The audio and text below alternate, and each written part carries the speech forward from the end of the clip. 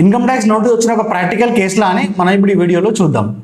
హైదరాబాద్ చెందిన ఒక వ్యక్తి అనిల్ అనే పర్సన్కి ఇన్కమ్ ట్యాక్స్ నోటీస్ వచ్చింది 2025-26 సంబంధించింది. అతను ఇన్కమ్ ట్యాక్స్ రిటర్న్ అతనే ఫైల్ చేసుకున్నాడు, వేరే కన్సల్టెంట్ కానీ సిఏని కానీ కన్సల్ట్ అవ్వకుండా ఫైల్ చేసుకున్నాడు.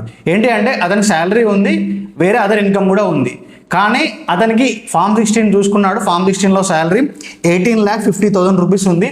18,50,000 ఐటీఆర్ 1లో ఫిల్ చేశాడు, రిటర్న్ ఫైల్ చేశాడు. కానీ అతనికి ఫిక్స్డ్ డిపాజిట్లు కూడా ఉన్నాయి, ఫిక్స్డ్ డిపాజిట్ ఇంట్రెస్ట్ కూడా ఉంది. ఆ ఇంట్రెస్ట్ అనేది ఫామ్ టీఏఎస్లో ఏఎస్లో రిఫ్లెక్ట్ అయింది.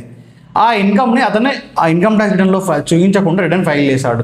మొన్న 30th జూన్ రోజు ఇన్కమ్ ట్యాక్స్ నోటీస్ వచ్చింది. ఏంటి అంటే ఆ ఇన్కమ్ చూపించలేదు అని.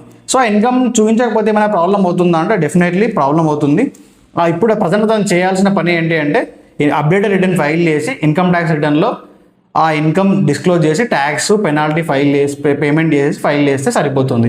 అదర్వైజ్ అతనికి demand notice and demand order కూడా పాస్ అయ్యే ఛాన్సెస్ ఉంటాయి. సో ఇలాంటి కేసెస్ అండ్ ట్యాక్స్ సీజన్లో అప్డేట్స్ కోసం మన ఛానల్ వెంటనే సబ్స్క్రైబ్ చేసుకోండి. Thank you. This is Parashuram.